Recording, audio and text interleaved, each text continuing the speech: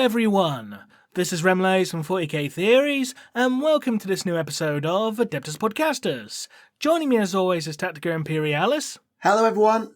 And joining us as our guest this week is quite possibly the most psychic YouTuber we've ever had, because they correctly predicted 9th edition and probably correctly predicted 10th edition as well, knowing them. Joining us this week, it's WarGamerGirl. Hello. Psychers are heresy, but, I'm still pretty good at it. Don't worry, you're sanctioned. It's fine. Oh. So how is everyone doing today? Not too bad. Staying cool indoors. It's, I was telling Remleiz earlier, it's about almost 39 degrees Celsius where I'm at right now. Yeah, middle of the New Mexico heat wave, wasn't it? Oh, yes. Oh. The lovely high desert. I assume your house has air conditioning. Yes, refrigerated air. Thank goodness. That's the main difference, everyone. Air conditioning versus non-air conditioning. But in all seriousness, hopefully the temperature will drop soon, hopefully, a little bit, so the heat wave will break. But anyway, in the news this week, there is actually quite a fair amount this time round. Surprise, surprise. I know. So let's start with the biggest thing that was revealed, which came the day after the last episode, the Not 40k preview. Yes. Which was basically everything but 40k, because I'm pretty sure everyone just complained that Warhammer Fest was 10th Edition Fest, as Suggs would put it. Well, actually, I need to give you a psychic point, Remleiz. Why is that? What'd I do? Because you correctly predicted one of the reveals. You said there would be a return to Space Marine, the old Epic game, and you were dead right. Hey! So we'll start today with actually Horus Heresy Legions Imperialis, which is a Age of Darkness Heresy era game. It's set on the epic scale, so it fits in with the Titanicus models and the Aeronautica models perfectly, and is designed as a mass battles game from there. It comes with a starter box that includes 106 Space Marine Infantry and Walkers, 5 Space Marine tanks, 104 Solar Auxiliary Infantry and Walkers, 6 Solar Auxiliary tanks, and 2 Warhound Titans with brand new plastic weapon options. And a partridge in a pear tree. Right. Indeed. So yes, you've got Legion Command Squad, Tactical Legionaries, Assault Squads. Yes, this is the first Heresy era Assault Squads in plastic. Lol at that. Special Weapons Squads, Cataphractii Terminators, on the Space Marine side, as well as Contemptor Dreadnoughts, and I think they are Felglaive tanks. No, Sicarans and Predators, I should say. Whilst the Solar Auxilia get a huge pile of stuff, Legate Commanders, Tactical Command Sections, 8 bases of Auxiliaries, Flamey Units, Velatari Shock Troops, and Ogrins, as well as Lehman Karenite Ross's... Ogres specifically, isn't it? Yes, they are Karenite Ogrins. Is there a difference I should be aware of there? Yeah, basically these guys are augmented. Well, yeah, they are walking around in mech suits, that makes sense. Yeah, basically, the bonehead procedure? Think, instead of just amplifying their head, it's the entire fucking body. Right. So call them cyborgrins, I don't know if you want to call them that. Hey, new term for them to coin, I don't know. But it's quite interesting you brought up Aeronautica Imperialis earlier, because as a result of Legions Imperialis being revealed, pretty much all the Xenos crowd from Aeronautica Imperialis are being discontinued. Are they? Yes, they're all going on last chance to buy. Oh.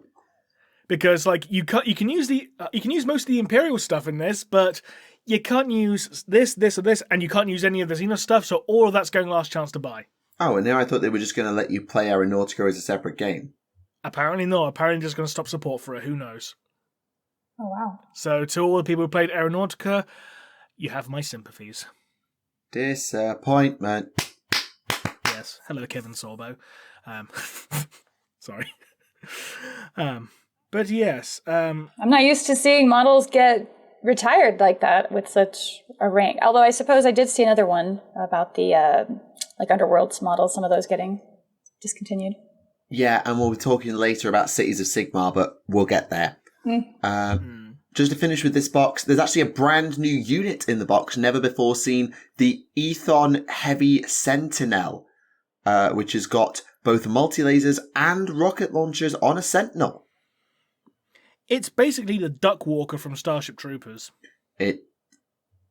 Yeah. It's literally the Duck Walker. That's amazing. Definitely derpy.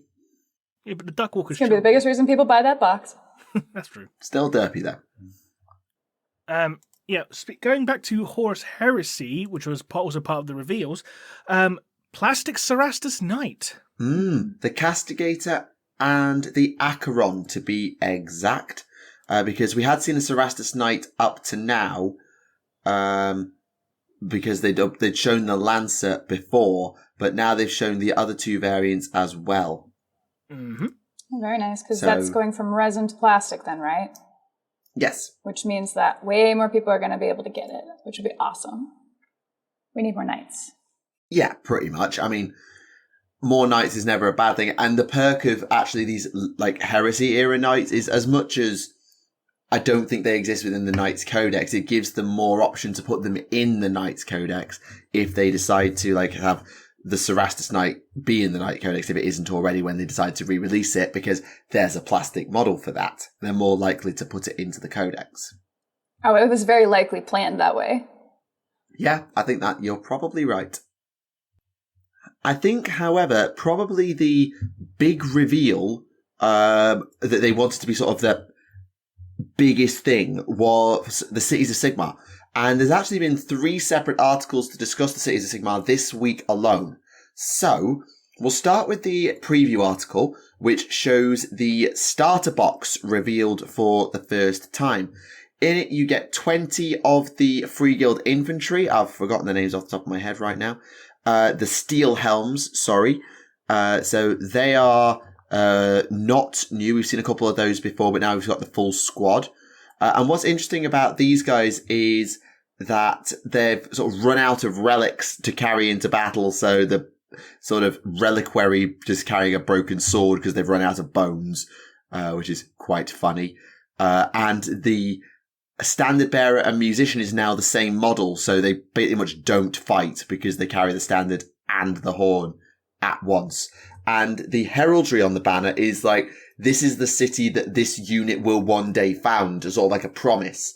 I remember they said that in the live stream reveal, which was quite cool. Okay. The main leader we've seen is the Free Guild Marshal with their relic envoy. And a brand new hero, not seen before to this preview, the Alchemite Warforger. So this model is sort of the equivalent to the Gold Wizards from ye olden times of fantasy, except very different in that they carry a cauldron into battle. Sorry, a runic crucible. I'll get it right. And they can offer buffs, debuffs, and all sorts of different things using metal magic, which is pretty cool. And then they've got the... Sorry. It was a beautiful looking model. You've got the Free Guild Knights, the Cavaliers. We've seen them before as well. There's the starter box, but there was one more model today, which was Talia Vedra, which is the sort of big named badass boss character for the cities. And she rides a Manticore, which I think is the first time we've seen a not chaosified Manticore. I think. I'm willing to be corrected there. Good board. Did I cut out? Oh, no, you're good. Sorry. Sorry, I just went quiet. I didn't know. Oh, yeah. Remleiz is taking a small break. So, yeah. The Cities of Sigmar stuff is looking real interesting. I was reading earlier, now it's fallen out of my head, but they're talking about, like, Old World. It was kept referencing, like, Old World stuff. And I thought Sigmar was just Age of Sigmar. Is Cities of Sigmar somehow different? No, so the thing is, the Cities of Sigmar model range was made up of the Empire, High Elves, Dark Elves, Dwarves, Wood Elves, leftover stuff from Fantasy. So many of the models are, if you like, compatible with Old World.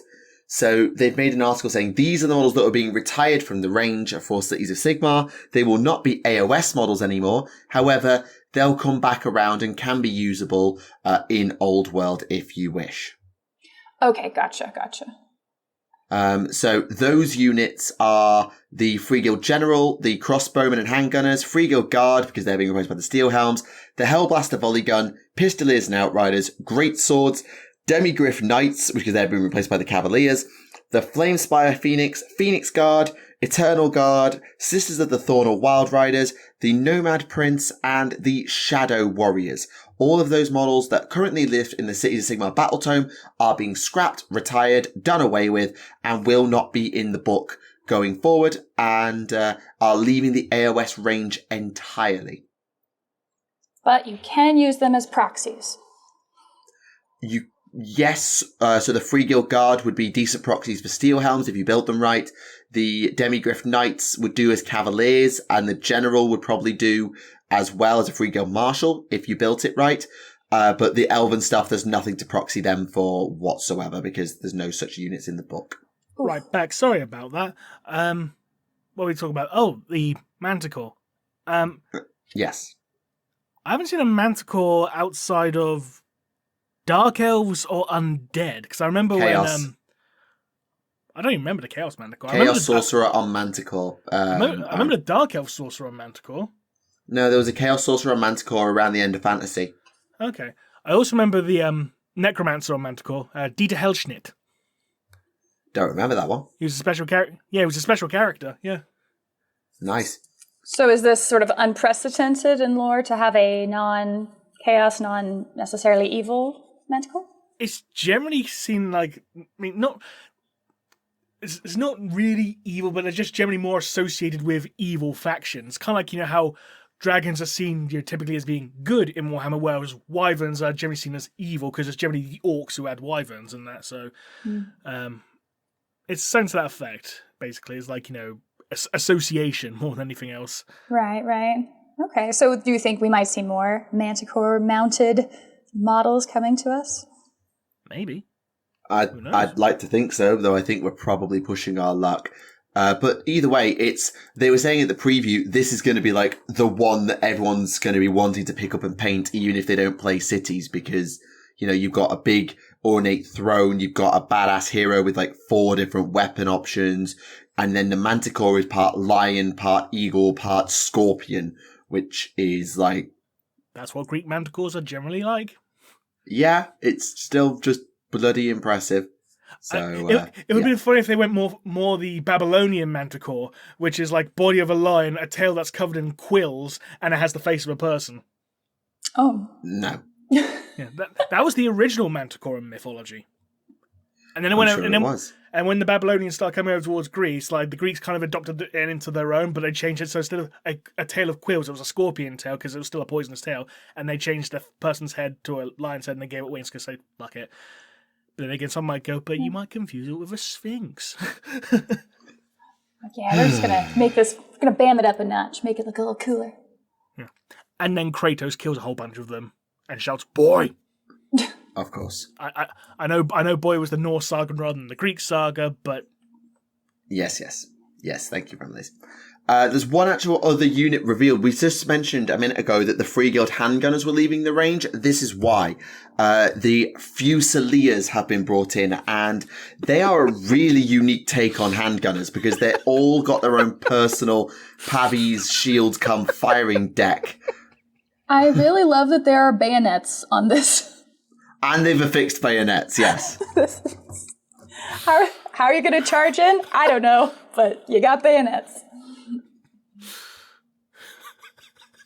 Rem is just dying in the corner of laughter. I mean, it's quite brilliant. It's like it turns it up to 11. I don't know if it's fantastic or stupid. I can't tell. I mean, GW likes to walk that line, right? Oh, idea. If you replace the heads with Skitari, yeah, conversion ideas. Oh, for like, what are they called? Not Vanguard squads, Ranger squads, Skitari Rangers. Yeah. You'd need to swap the black powder for like galvanic rifles as well, but... Yeah, but they're very similar in design anyway, because they have a very, old school, old-timey look to them. So, yeah, that could work. Yes, this could work. Yes. Oh, God. Possibly. It doesn't look like a terribly mobile unit with those riot shield / aim assisters. But I don't know, they'll figure it out. What was the name of that? Oh god, I remember seeing something like there's like a history program like there was like a soldier. I think it was like I think it might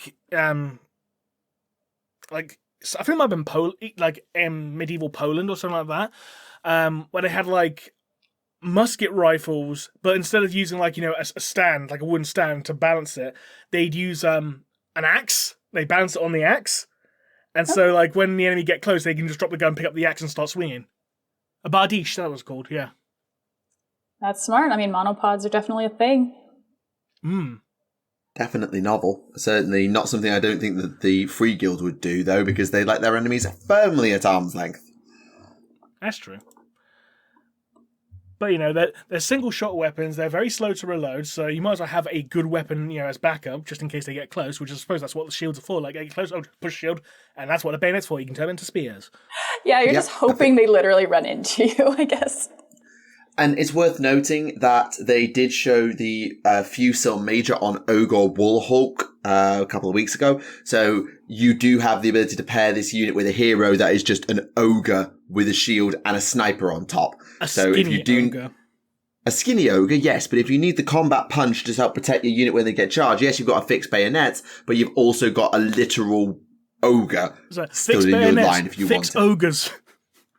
They just attach an ogre to the end of their gun and just slam it to someone. Yes. However, if you'd rather be the one running in and sticking the pointy thing into your enemy, the old world has you sort of covered because they actually haven't given it a lance, but it is a cavalryman. Britannia's new standard bearer, which is a really nice model and adds a bit more dynamism back to what fantasy never really had. It gives it some dynamism, and yes, there is a tactical rock, I know, but... It's appropriate for a standard bearer, though, I feel, because it's meant to be like a centerpiece for a unit, so... It's not egregious. Absolutely. It's not the only thing the model's balancing on, which is where it's mostly ridiculous. Yeah, agreed. But it is just nice... the one hoof on the tactical rock while, like, holding stand up like that, and the mace isn't even... or the flail's not even moving, that would be egregious. It's not... A flail's got multiple heads. I think this is a Morning Star. I think. I'm willing to be corrected. But either way, it's a bloody nice model, and I just wanted to draw attention to it. Yeah, it is. Go Bretonian. Yep, we're almost done with the preview now. We're rocketing through this. Warcry got a new warband for the Cruel Boys, including some brand new units. The baby legs. Because they have the tiny legs.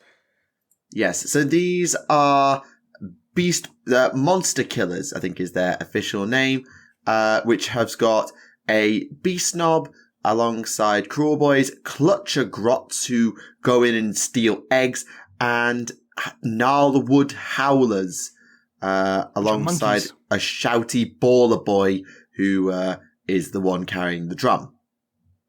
Ah, gotcha. So that's a snatcher? What was it? The egg stealer at the top? Yeah, the gobbo.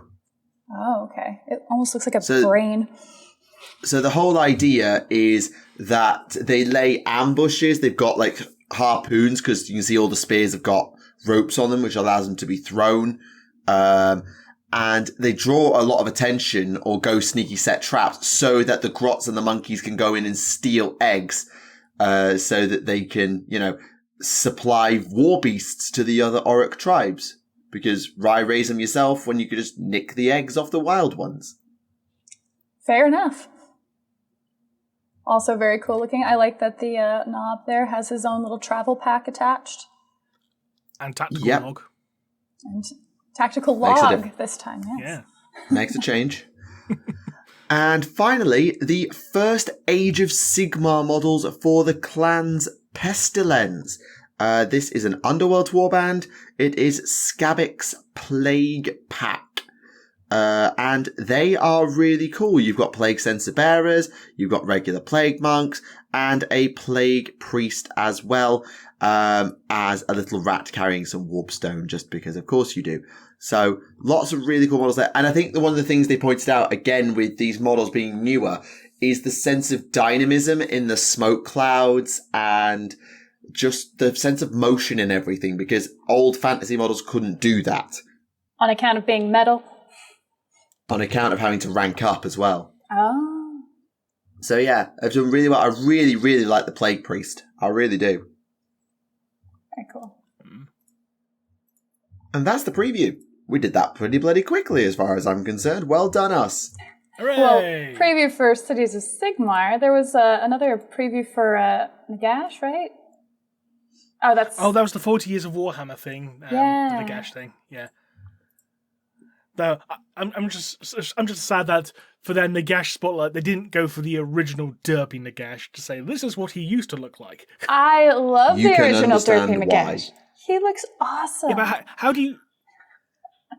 do you show the progress of 40 years if you don't show how crap he used to look and how good he looks now? That's how you show the progress.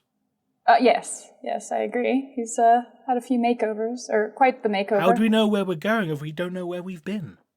Neve, you should know this by now. Well, we're talking about the one with the cone head hat, right? In the early model. The Pope hat. Yeah. No, on the preview I'm seeing they have the comparison. Oh, do they? Hooray! They do indeed. Yeah, he's gotten a lot more dramatic in his almost 30-year run before changing over, and then they also showed the preview of other mounted, whatever those kinds of mounts are. Maybe you can tell me. They look like bat-headed creatures. Bat-headed creatures? I must have missed those. That. Oh, those. Oh, the Mortarks. Yes, that, obviously. The Mortarks on their Abyssal Terrors. That's their name, those units. And you've got Manfred von Carstein, Arkan the Black at the front, and then Neferata, the Mortark of Blood. They were released just before Fantasy died and became the most bullshit things in the Death Army and Legions of Nagash until they sorted all of that out. And yes, I'm still salty about that, friends from home, because your Neferata was bullshit. Speaking of bullshit, as a segue, we're getting a Fabius Bile Belisarius Core crossover novel. Yeah, I was like, where am I going to go next when you two are done having this little tangent? I was like, right, I've just seen there's a Fabius Bile Belisarius Core science conference book. I need to talk about this. This is brilliant. Gene Father. Okay. Go. Yeah, sadly, this book's not being written by Josh Reynolds, so we can't tell if it's going to have Fabius Bile written properly or not. So whether it's going to be, actually good, or if, Guy Hayes just going to, awesome bro Belisarius Core as yeah boy kind of thing, which is... Who wrote the Belisarius Core novel? Guy Haley.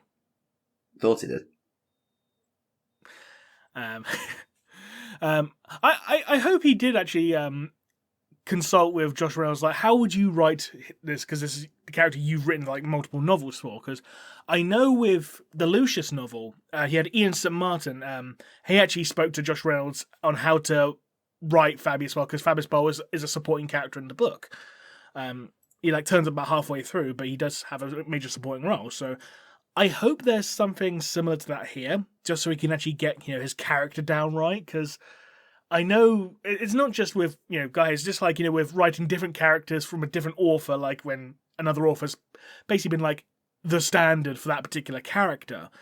It's hard to get everything down perfectly. Obviously, yeah. It's like when it'd be kind of like asking David Gaiman to write a Uriel Ventris novel, as opposed to Graham McNeil, because Uriel Ventris is basically Graham McNeil's boy, isn't he? So yeah, or like asking anyone not named Aaron Dembski Bowden to write Night Lords. Simon Spurrier says hi. Well, okay, yeah, fair enough, but you know what I mean. Yes, I do. Yeah. So certain people, it's not like it's their pet project, but like when you think this person, you think this person, you think this character, this author, and it is difficult trying to write someone who is not your boy in the style of the person for whom it is their boy, especially when you've got your boy in the book facing off against them. So this is clearly supposed to be a Bile novel, So the scope of this, by the way, in terms of understanding what's going on, is Belisarius Cawl has organised a congregation to understand and unlock the secrets of the Pylon network to try and stave off the Cicatrix Maledict and the corruption of the warp. Bile has just invited himself and is just going to rock up. Hello, I hear this is a conference for the greatest scientific minds in the galaxy, and I wasn't invited. Why the fuck not? Yes. I claimed a Primarch, for fuck's sake.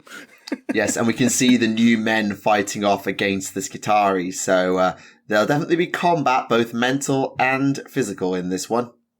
Come on, Team Bile. Hashtag Team Bile, there we go. Let's get that trending, ladies and gentlemen. I mean, it's popular. You get a whole series out of it. Exactly. I mean, either way, the concept, just the elevator pitch of Fabius Bile and Belisarius Cawl having a scientific debate about shit is brilliant. On paper, that is a great idea. I will admit that. That is a fantastic idea on paper. Yeah, let's just see how it translates to paper, because I think this is one of those of, I need to pick this up and read it for myself. I don't even think I can trust you to tell me about it, because I want to read it for myself. Oh, that speaking of concepts put to paper, I do remember one Josh Reynolds did mention a couple of his concepts for novels that were actually turned down by Black Library or Games Workshop, whoever, because he wanted to do a novel about Scalathrax. Yeah. Where the world Eaters were shattered by Khan, for those who don't know. Why that hasn't been novelised yet, I have no bloody idea. He also, for Warhammer Fantasy, wanted to do a Gotrek and Felix novel where they're at the Imperial Zoo and all the monsters get loose. That sounds like a great kids' novel. It sounds like it'd be chaotic fun, but that was turned down as well. But that's like, oh, come on, that sounds fun. It's a Gotrek and Felix to try and chase down all these monsters from the zoo. Get back in your cage, kind of thing. I guess it hadn't occurred to me that there would be a zoo, but yeah, I guess so. Yeah, I'm pretty sure that's where Karl Franz kept his griffin. Makes sense. Yeah, which he named Deathclaw, I think it was. So, yeah. Staying with Black Library, we got a proper look inside the Fall of Cadia Megatin. Oh, yes. So, this was actually shown back in May. I'd completely forgotten about it, if I'm completely honest. I'd completely forgotten.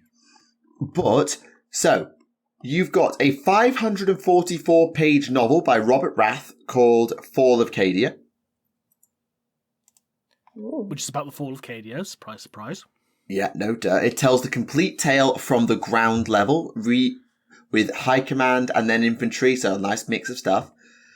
You also get, what have we got here? A map of the environs around Casa Craft. So, a map, always nice to have maps. Basically, to my knowledge, this book is basically Gathering Storm 1, but novelised. That would be nice, I suppose, because, Gathering Storm 1, but novelised can't be any worse than Gathering Storm 1. And at least if it's written better and written properly. There's nothing wrong with it. But... In fairness, Gathering Storm 1 was fine. That book was fine. It was a great first act. It was a great setup. The problem was that Gathering Storm basically it had this great strong setup and then it fumbled the ball with the other two books. Yeah, the Fracture of Biel-Tan was just a fumble. The Fracture of Biel-Tan is like, you can take that out and like most of the story would be completely unaffected. It's a plot device. It's a, here's how we introduce Yvraine plot device. Yeah. And then Gathering Storm 3 was just completely rushed. Yeah. I think Fall of Cadia definitely have some legs on it. I'd be curious to see if it answers in any way what happens to Ursarkar Creed. Because we don't know. Well, his dog tags are in the box. Oh. For a minute, I thought you said his dog's in the box. It's like, we get a dog.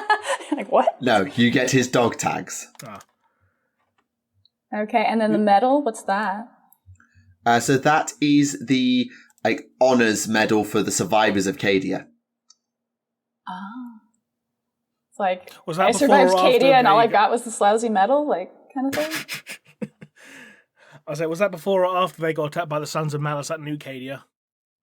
It's the thing to show that you didn't break before the planet did. So, I'm guessing before. Though technically they did evacuate the planet before it broke, so technically the guard broke before the planet did.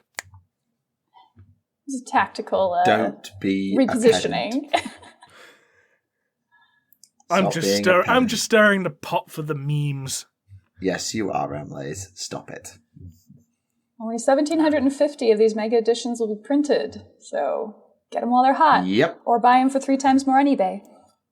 I don't even bother. Right. There's actually one other place I want to go before we dive full on into 40k, because there's a few things to talk about there. White Dwarf are running a Warhammer club. Hooray. So this is The Bunker, which is essentially White Dwarf's Warhammer club. So they've decided to create a meta club, if you like, created by a network of satellite clubs connected through the magazine. So your Warhammer stores, local stores, all Warhammer Alliance, so we could even get involved with this if we wanted to at our school, can participate in a range of activities in the newsletter that's inside White Dwarf. So I really hope that they could publish this newsletter without having to spend £10 a month on White Dwarf. I know it's a £10 a month, but it is ridiculously expensive. So just a thought. So that's what they're doing, with an activity pack, for leagues and campaigns and things like that. And they'll just do different things. So for example, there's a combat patrol league in White Dwarf, episode 490. Sorry.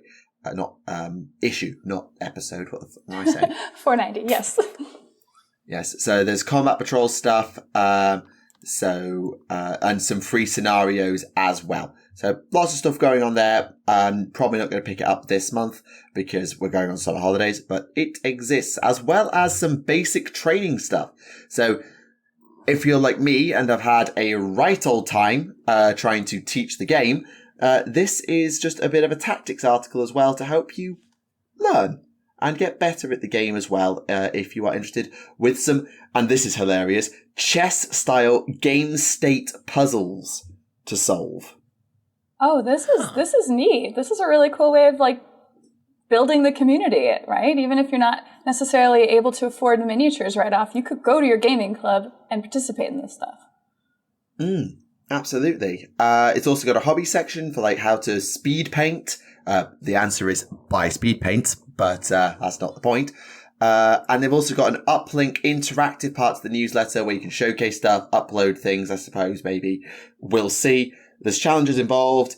It's really actually kind of cool. So if you happen to run a Warhammer club and want to sort of connect it, so let's say you have a group of friends at home, and you then maybe go to a local Warhammer store and play as different people because, different friendship groups and all that. You can now talk about the same things and share all this stuff with the bunker. You are by no means obligated to opt in. I don't know if we will. I'll have to talk about it with my colleagues. But it's a great concept, and I think it's something that you were just talking about building the community. This is something that White Dwarf probably should have done a while ago.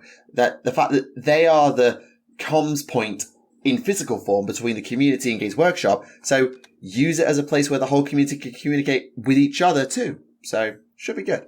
Oh, that's brilliant. And I'm going to insert my own shameless plug here, because on my channel on WarGamerGirl, I'm doing reviews of White Dwarf, so issue 490 will be the next one. That should be good. Link will be in the video description below. Mm-hmm.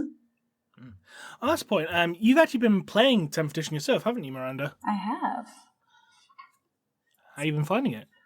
It's almost shocking how different it is from just like the most shocking thing initially for me was the list building. Where it was just like, what's a force organization chart? And you're like, wait, what? And I actually had to read through the list or the free rules that they put out a couple times because I'm like, well, where is it? Where is this? And then they're just like, well, you just throw some points together. The points are weird. That's been kind of odd to figure, like, to cleanly get into, because everything's basically power level instead of point. I mean, they're points technically, but you take units in 5 or 10. They had to FAQ it to get the Death Guard, the Nurgle ones that could come in 7s. Plague Marines come in 7s because everybody was like, hey, what the hell? And it was obviously like this oversimplification that did not take into account certain lore things. So, and the fact that the box was 7 miniatures. Right, exactly. And so they actually came back and fixed that, which props to them. Like, they are actually taking feedback from the community. This is, you never know what you're going to get with that when that comes up. But 10th edition has been a lot of fun. I hate fighting Necrons, but, it's really cool. I love the idea of putting footprints on bases. That seems to be going to be the new hotness, which, as a response to that, for building our tables, we've actually 3D printed tabletop bases that you can build all your terrain stuff on so that you do have a footprint, because you have to use that for defining what the rules are going to be.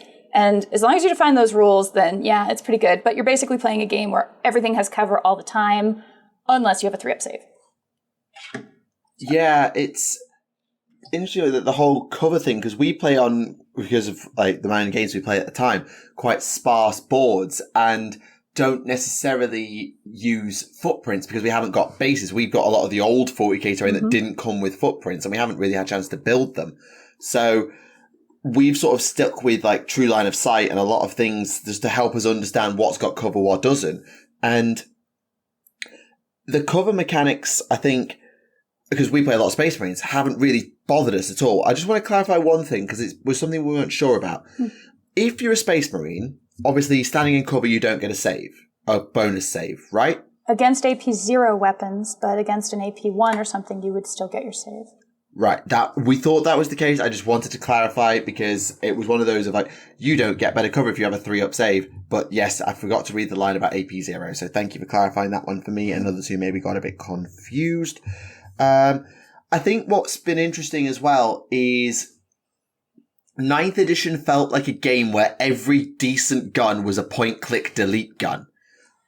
In that, if you had a squad with a few plasma guns in it, you could pretty much kill anything in the game with that squad with plasma guns. And both units feel both tougher and yet still flimsy. So I had an instance, I was playing a game this week where one broadside battlesuit killed an entire squad of raptors on its own, and then Seeker missiled the head off Harken World Claimer in one shot. Whoa. That seems like an outlier. That's pretty wild. That's an outlier, because the following turn, I fired it at a squad of Chosen and killed one of them. Yeah, it's a lot harder to kill things in this edition, for sure. Yeah, which benefits melee armies because they can actually cross the board now without having their heads blown off, which is a real perk. I think so. It's not a feels-good situation for the guard players out there, because you're like, oh, here's all my meltas. Oh, strength 9, and everything. Most things you're fighting are toughness 10 or something. So you're still needing 5s to wound on a lot of stuff, unless you can get mortals. And I feel like mortals are going to be the name of the game, even with the feel no pain stuff, which a lot of stuff has now. Like my Cadian Command Squad has feel no pain rules. It's just weirdly dappled through. And then I think, again, Death Guard, they got screwed and that was taken away from them for some reason. Yeah, that's odd. I think one thing that I think has sort of been under noticed, and this is something I've noticed when I play a lot of Chaos Marines, is the lethal and devastating stuff. These simplifications of mechanics, like devastating wounds, lethal hits. Because 6s to hit auto wounds, one of my favourite combos that I love playing at the moment is 20 cultists with a dark commune, which is the cultist leadership unit. Because they can join a unit. A squad of 5 cultists can join another squad of 20 cultists. It's a little odd, but they have a once per game ability that gives them +1 to hit, +1 to wound, and run and charge. Which, when you've got cultists, and then you use the Dark Pact ability, which is their faction ability, it lets you get either exploding 6s or 6s to hit auto wound. So it lets you play around your Garbaggio strength stat by just saying, all right, I rolled 80 dice. I rolled 26s. 20 saves, please, rather than having to go through the faff of rolling a 5 up to wound against every unit in the game because they're only strength ready 3. So I really like these mechanics being introduced and just simplified through. I don't like all of them. I don't like the fact that Tau is just, you get exploding 6s from turn 3 onwards. Okay, boring, but they've just, the simplification of devastating wounds being rending 6s to wound a mortal, bringing back feel no pain, all those things. The universal special rules is just so helpful, and some of the new ones they've added to sort of add in for odd unit abilities has been really nice as well, because they've allowed factions to really pick up some neat abilities. Though Oath of Moment is utterly broken. You need to I stop think so, doing anyway. that. Well, I mean, before the FAQ, those Dark Elder were running roughshod too. So. Oh no, that was Craft Worlds, because they actually nerfed Craft Worlds in the most recent FAQ to once per phase fate dice. Mm-hmm. But no, Oath of Moment says, I don't like your enemy unit. I'm going to give my entire army rerolls to hit and rerolls to wound against it. Yep. Have fun dying. Yeah. I've fought against that. It's in a rough initial stage, let's say, but I don't think it's made anybody unplayable. I mean, and I've even heard a lot of complaints for like Tau and Death Guard again, but for the most part, you can still have fun playing the game. I don't know what it's looking like on the competitive side. I agree. No, The simplification of stuff is really, really nice, although there is a fair bit of memorization to know what those special sixes do, if they're lethal, if they're precision, if they're torrent, all those keywords do take some memorization. yeah, but I think it definitely for 9th edition players, it's taken a bit of getting used to and coming round to it. But I've said before about new players getting into 10th, in that if these are the rules that are in front of you, they're super easy to learn. The only reason that people like you and I are finding it a bit more difficult is because we're used to having to trawl through data sheets, and suddenly we've got to go look up a separate sheet of keywords, and it's like, and it'll only take us like a few games before you get it, because like I now like do not have to reference the guidebook or reference sheet that I have for most of the Universal Special Rules, because I know what they do. And I've only played 4 games, I think, and I know what the USRs do. Yeah. Most of them. So it just takes a little bit of getting used to. But I think the people who are going to struggle with it are the people who've only played 8th and 9th. If you grew up on 5th, 6th, and 7th, Universal Special Rules was your bread and butter. So you've just got to double check exactly how they've reworked it for the new edition rather than anything else, which I find quite nice because it's quite easy to pick up in that case. Agreed. Although, it was one of the funniest things that I was having the hardest time getting in the new edition was battle shock tests. Because I'm like, I have to roll high. What? What I find with that is that you do it at the start of the next turn, not the end of the turn. So it's not when a unit takes damage. It's when a unit goes below half strength, you have to take a battle shock test every turn at the start of your turn. Not, oh god, my unit took damage, take a morale check, which is what it's been since like 3rd. So that has taken some getting used to. Yeah, that one was a big difference. And, oh gosh, what was the other one? Nope, it's gone. That's fine. But yeah, it's been fun. I should have a query for both of you, because it does seem like 10th edition is a major stab into getting new players into the game. What aspect of 10th edition makes it the most accessible in your opinion?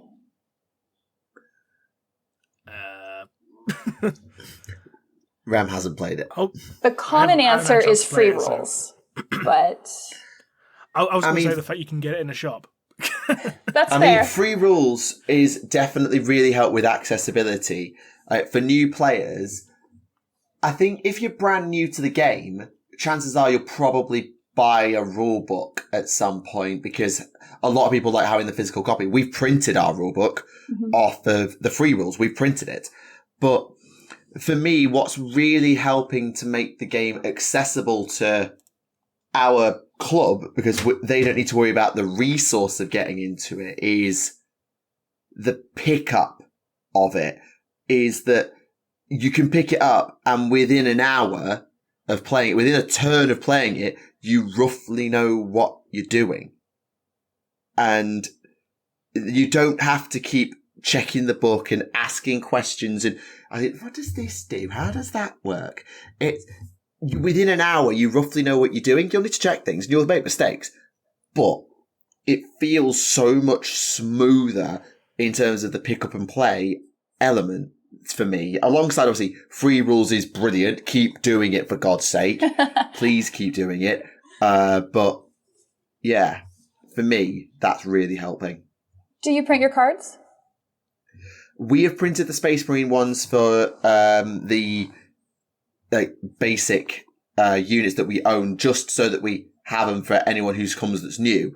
But I haven't printed my cards because I know that a chunk of my art, but I know that my Tau are getting their codex soon. Orcs are getting their codex soon. So there's no point printing them and wasting all that paper for something that I know is going to get replaced soon. When the codex comes out, I might just print a set of cards. But I don't really think for the index it's worth it. I think the cards were a really strong mechanic for getting people in. Being able to have something in your hand to look at, printable or not. Age of Sigmar did it first, and Age of Sigmar was really good for picking up. We copied Age of Sigmar, and we've been printing data sheets all through 9th. Yeah. Because it was just like, because Age of Sigmar was such an easier game to teach, because you just look at the card and get on with it. Yes. The more information that's on the card makes it way, way, way more accessible. So you're still memorizing certain rules, again, like whatever sixes might do on a given model, but I think that helps somebody to feel like they're connected to the game and they have the tools they need right then and there without having memorized a book, no matter how long or short it is. Absolutely. So Remleiz, do you think that with all of the massive changes that would inspire you to try out 10th edition? Once I get a physical copy of the rule books, I actually want a physical copy rather than just a print off, rules, because I prefer actually having something physical, So I assume you just live in like a multi-room house with like one bed somewhere and everything else is a library. That's how I imagine you. You're not far off. But I do want to try it once I actually get a physical copy of the rule book. I need to dust out my old Night Lord's army. But yeah, it'll be interesting to see how that turns out. Yeah. But, I mean, with White Dwarf doing this, it seems like it really is a good focus in building up that community. And this is something I haven't seen in a long time. I mean, gamers have always built up the community for 40K, and insofar as my experience with it has ever been. Yeah. That's true. Funnily enough, this week, Narina actually came to the UK and met up with me in my town, and we went to my local games workshop. And it was just funny that we were just talking normally, and surprisingly, no one recognised us.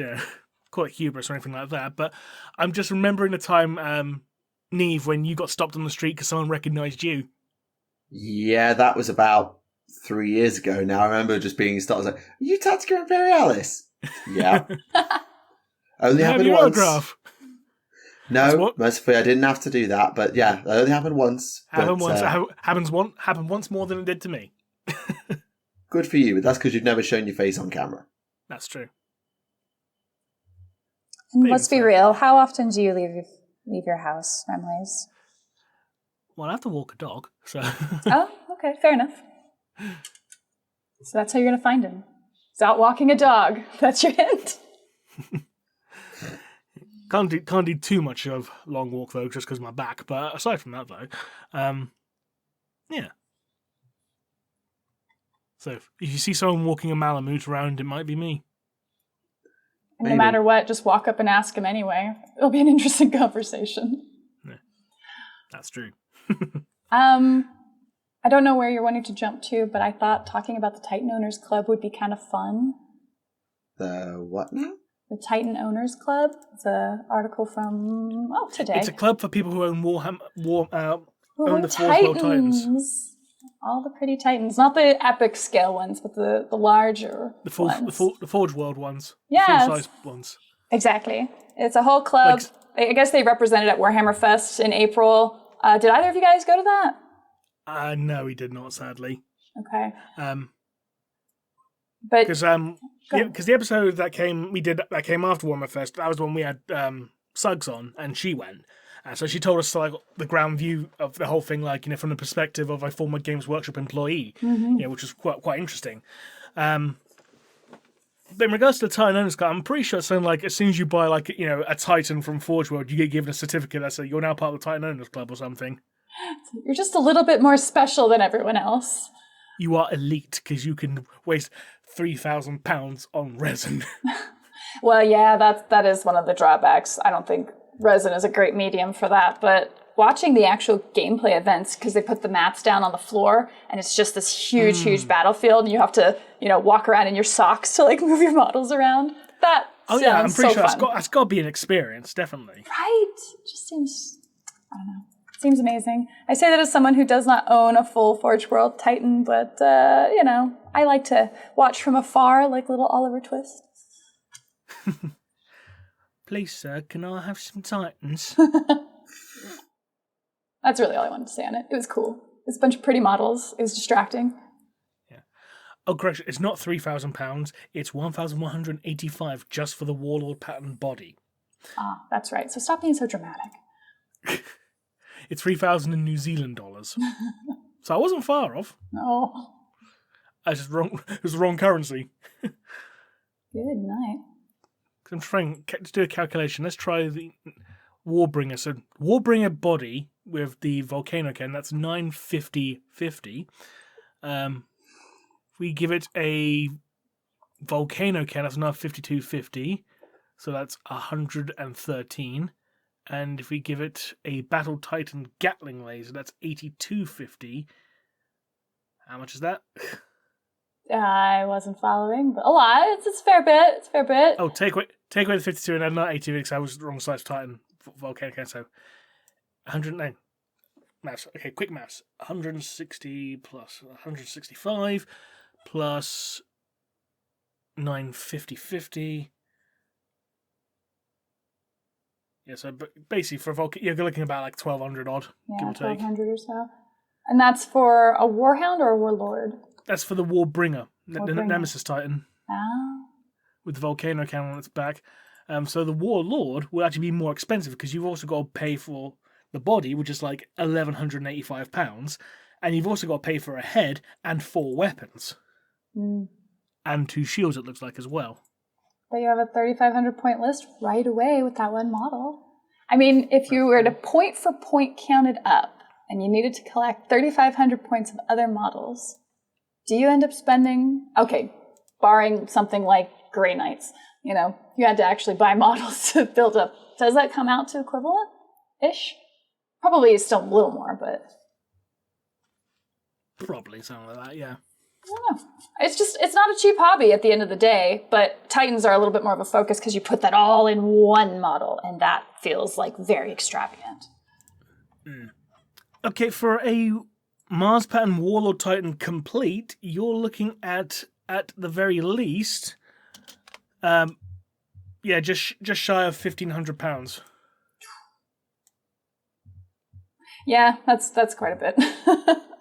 Ridiculous. Well, you compare it to something like if you wanted to start collecting, you do the Imperium magazine, that subscription model. I think you'd end up spending somewhere in the neighborhood of like 800-ish US for all the issues. Maybe it was a little bit more, but you end up with 2,000 point armies as long as you want Space Marines and Necrons.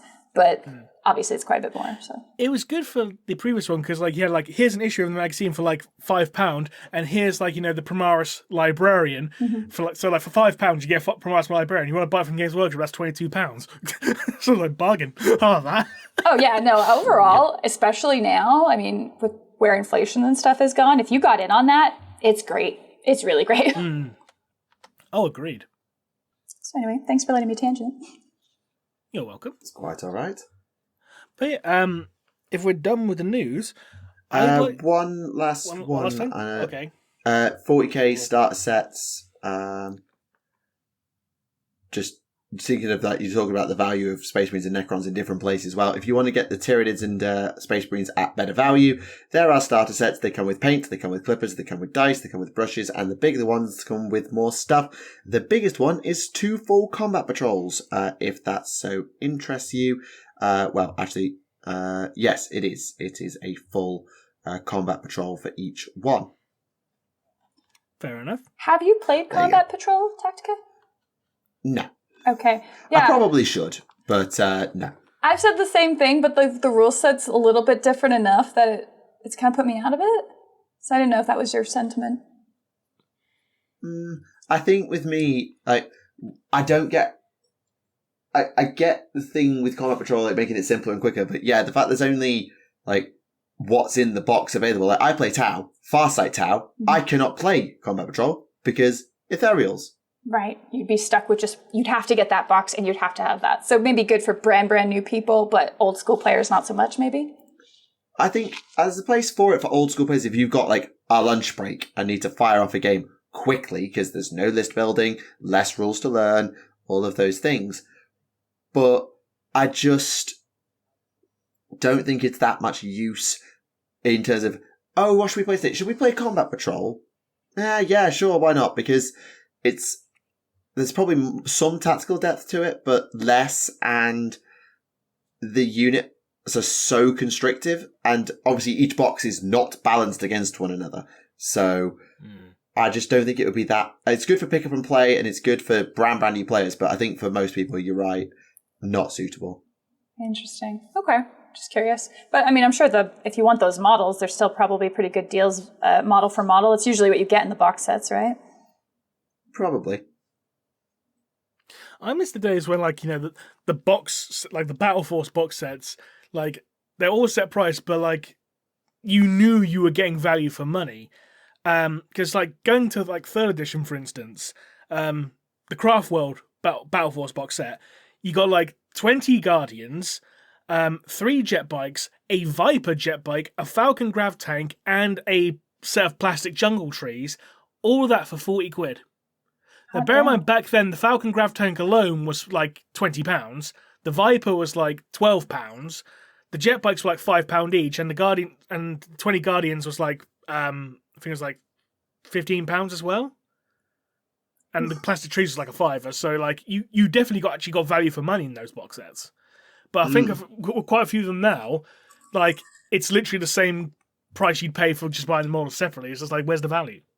Well, speaking for the Tau one, like Fire Warriors are 35 quid, Ghost Keel's about 35-40 quid as well, so That's you pretty much you do get good value out of some of them, but certainly not all. No, because I'm pretty sure like one of the worst offenders was like one of the Space Marine ones, wasn't it? I think it might have been a Death Watch one that was like one of the worst offenders was like a squad, a character, and the Dreadnought, and it was literally the same as if you buy it separately. Oh wow, that's crappy. If I recall correctly. Yeah. I can't remember. Yeah, typically, I mean, when they come out with, what was it, last year, I think, the Horus Heresy box set came out, and like those really big box sets, they've generally been like amazing deals. It's part of why they sell out in like 4.5 seconds.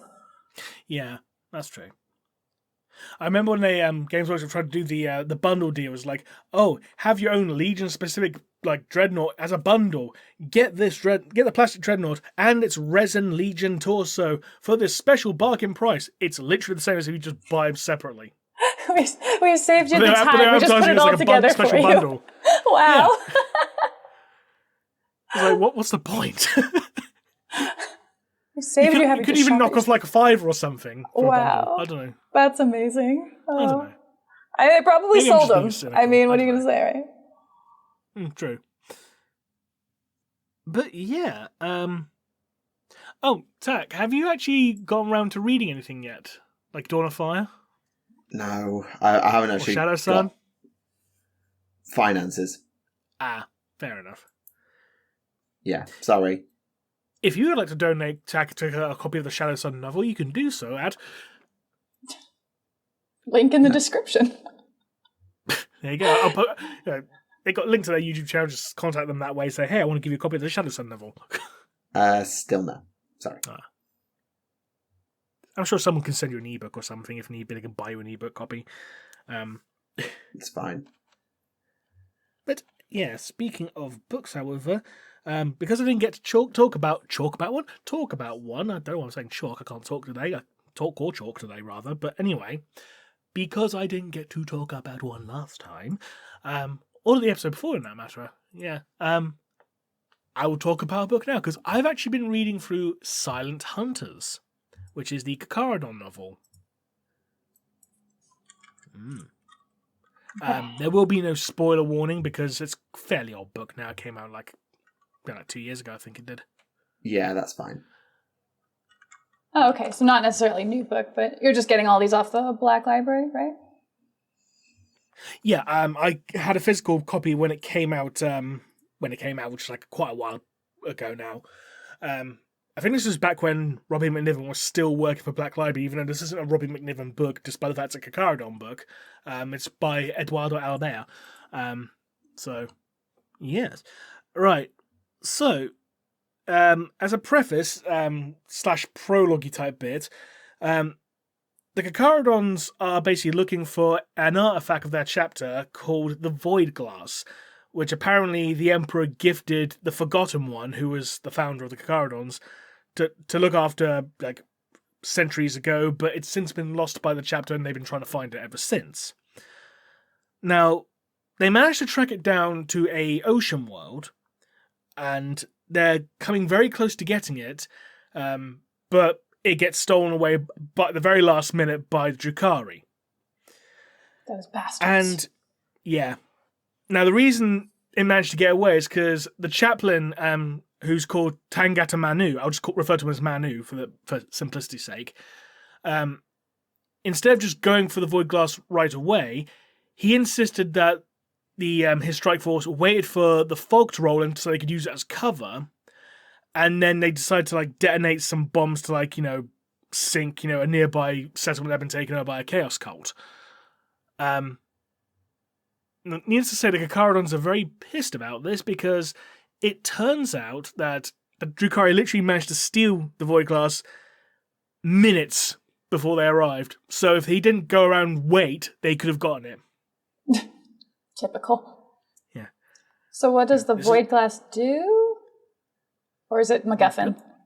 It's a MacGuffin. Straight up. Fair enough. It's the story's MacGuffin. Yes. So after the prologue, we open up on their ship, which is traveling through the void. All the members of the strike force are basically like in stasis sleep, whatever, except for Manu, who's in his chamber meditating. And he can hear like a sound reverberating through like the ventilation and stuff like that, saying the word Utak, Utak, Utak. And it's the same name that he's also gotten in a vision from his meditation. It's not psychic vision, but it's like, like an epiphany kind of thing. Okay. Now, he emerges from his chamber looking for the source of the noise, and it turns out the source of the noise are a pair of chapter serfs, which is our mother and child.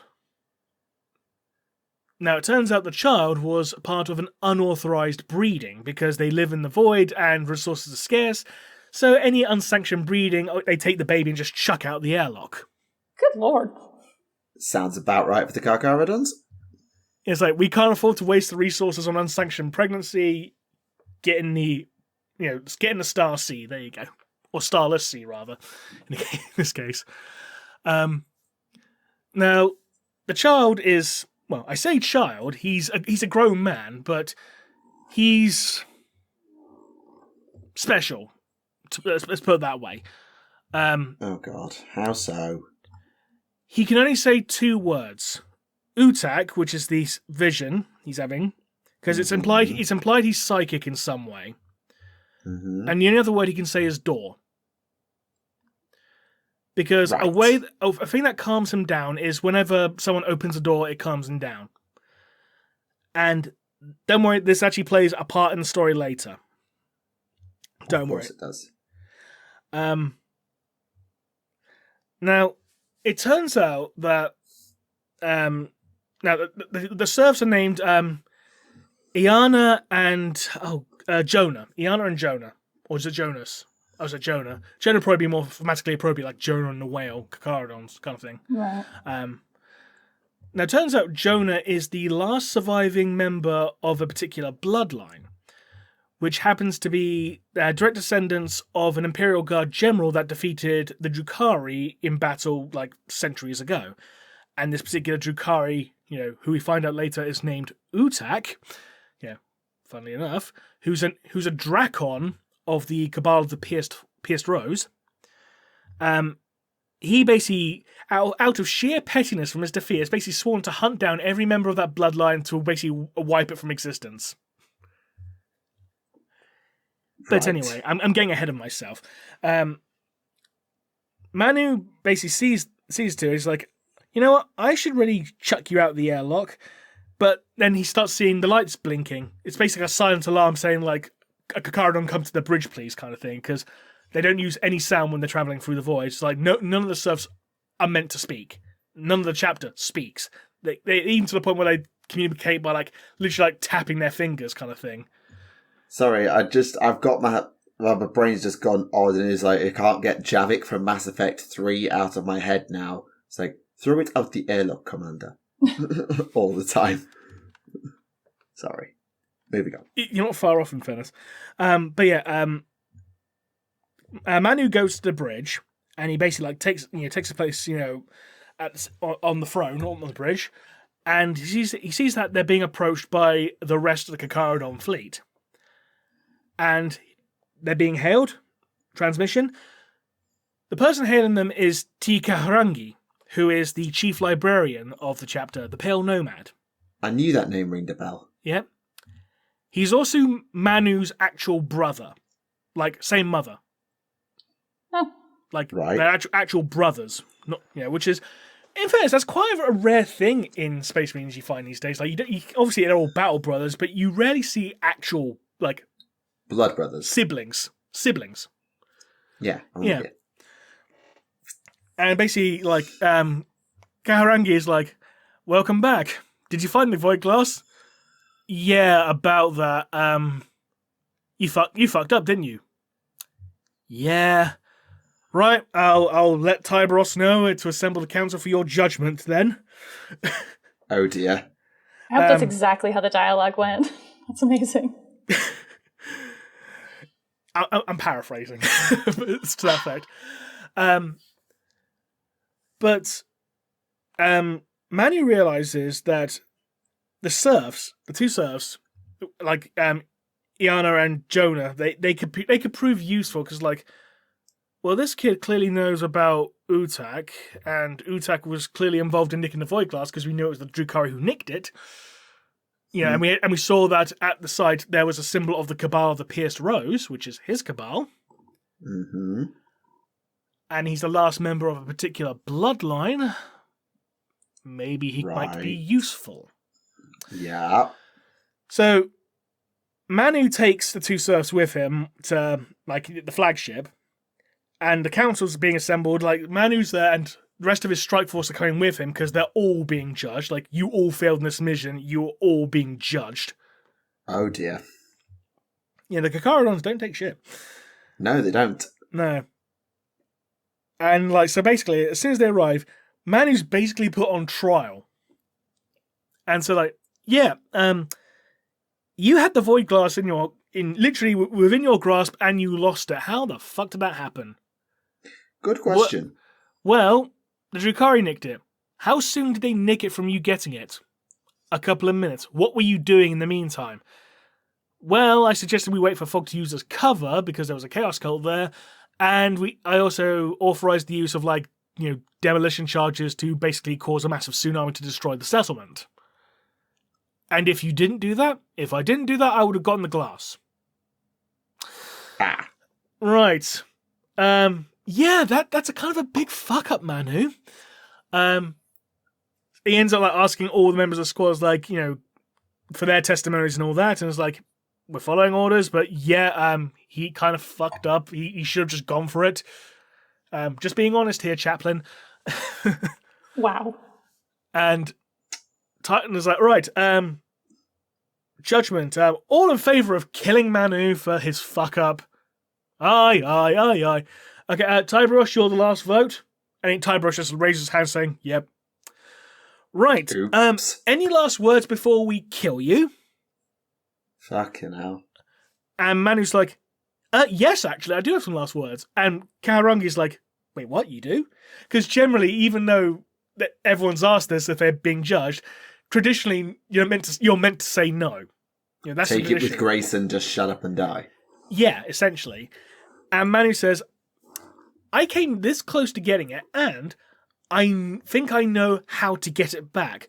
So, what I propose is that I lead one last mission to get it, and once I return the void glass to you, then I will accept my death. See how that one goes. And Tikarangi's how the hell do you expect to do that? By the way, why are there serfs with you? And like, Iana's like, just like, she's petrified being in the presence of the Kakarodons, as any sane person would. Correct. And Jonah's just like smiling, going like, door. And like, I've never seen anyone who's never been afraid in Tybros's presence. I don't know whether to be impressed or mortified, kind of thing. But as it turns out, when Jonah says door, he can see doors in locations that no one else can. This also extends to webway gates. What? That's handy. He can see where webway gates can open. Oh my god, really? Yeah. Again, it's implied that he's got some psychic ability, even though it's not been detected by Tybros or Kerangi, rather. Sorry, it's implied. It could also be a vision from the Emperor. Who knows, knowing this stuff? But anyway, Manu proposes his plan and says, like, look, I propose using these serfs, which they're unsanctioned births. They need to be checked out the Ark. Yes, I'm aware of that, but I propose using these as bait, because the Drukhari who stole the Void Glass, he's been wanting to eliminate this bloodline. We can use this as bait to bring him out into the open, track him down, and take the Void Glass back. And Tekerung is like, this is absolutely stupid. kind of thing. But Tybros is like, I'll allow it. And Kerung is like, right, in which case, I'm going with you to make sure you don't fuck it up. Again. Yeah. It's like, that's fine, kind of thing. Meanwhile, we cut to an imperial pleasure world where nobles are on a pleasure cruise on a nice-looking yacht. And it's like, oh, this is very nice. Says there's a Slaneshi person involved, or the Drukhari are stirring shit up. Yes. But yeah, and the nice little yacht is like, oh, I get to pretend I'm on this, like, the pilot of a void ship on this. Haha, look at me, I'm piloting a boat, kind of thing. It's like, oh, yes, very nice. Oh, look, a Drukhari raiding party's just turned up. They're raiding this boat for slaves. Oh, joy of joys. Now, as this is happening, it's actually hard to say the Kakarodons sometimes. The Kakarodons, I can't remember exactly how they do so, because it's been like a couple of weeks since I've read the book, so bear with me if I omit some details.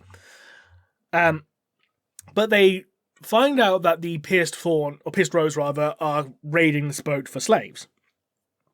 So they literally like swimming, they're paddling on bits of driftwood towards the boat. Not in their armor, mind. Just paddling on bits of driftwood so they can give off their energy signatures. Climb into the boat. Casually break a Drukhari's neck here, casually break a Drukhari's neck there. We're going to use this guy as bait. Come and get him. Kind of thing. Udak sees us like, oh, I recognize your facial features. You're that little bastard who defeated me ages ago. Right, and then he gets captured by Manu, he gets throttled. Utak tries slashing at Manu with his poison glove. Yeah, very, very minor scratches, aha, you're poisoned now. Oh wait, fuck, who lit it kidney? Shit. Ha! The starter is biology, motherfucker. Yeah, he gets the shit kicked out of him, and they just right, put him over our shoulder, right, taking him back. Yeah, fuck it, we'll take the serfs back with us. We might be able to use them again at some point. And Iana's like, well, aren't you going to help the rest of the people on the ship from the Drukhari? No. They just fuck off.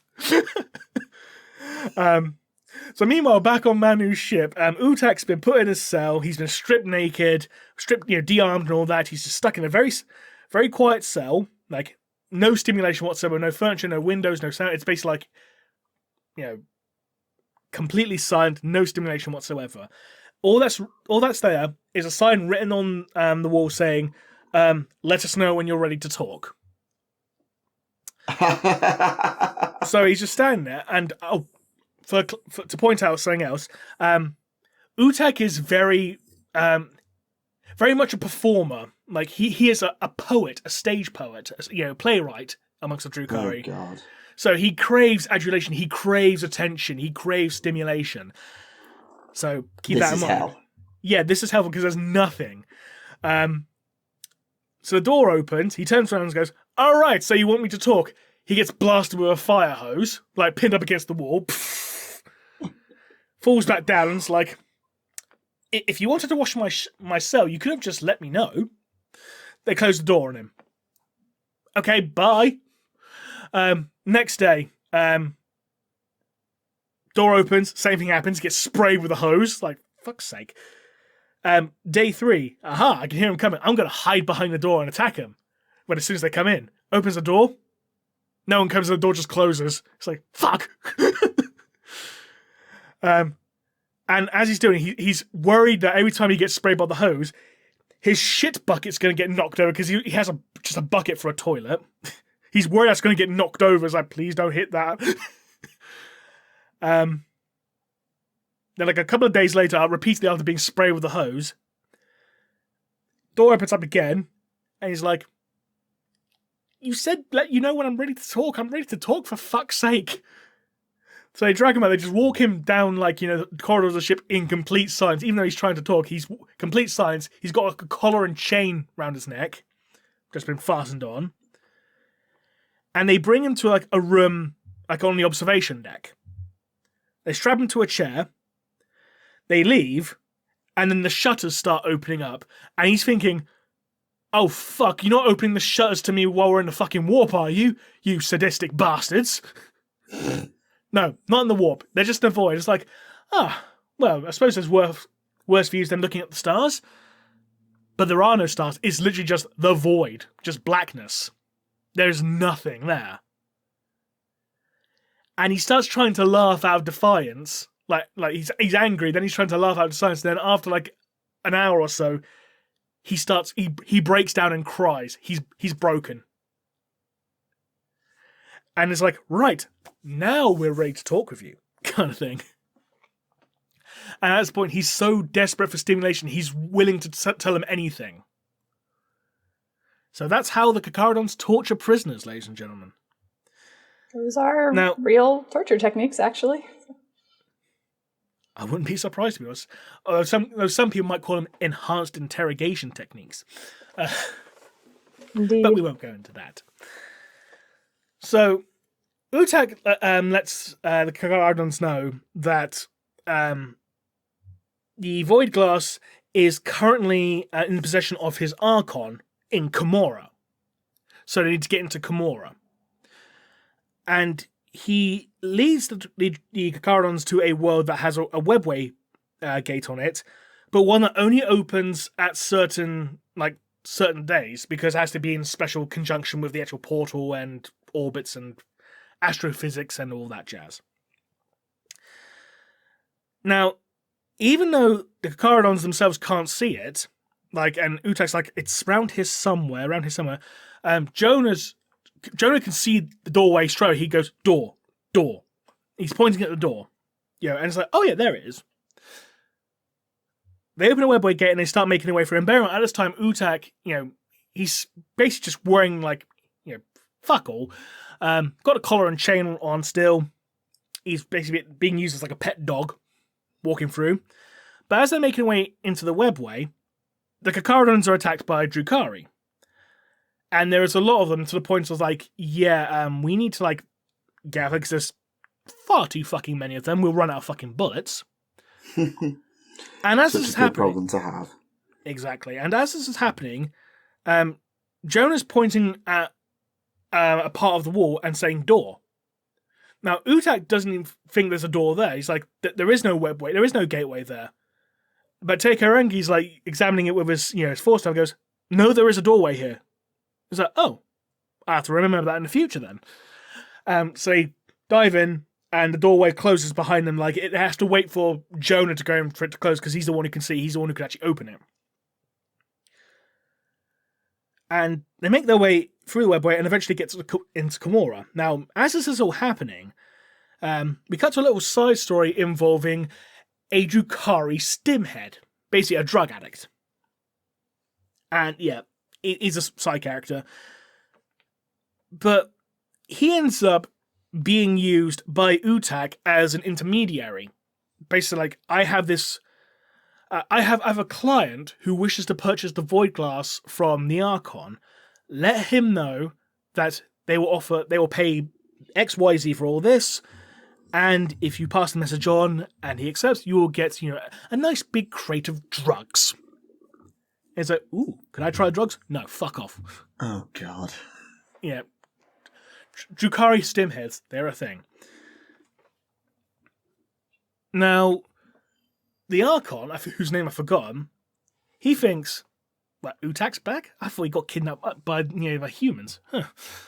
Well, he's no use to me anyway, but if he's here and might be trying to start a coup or something, yeah, I'm going to send a whole bunch of soldiers after him just to kill him, because fuck him.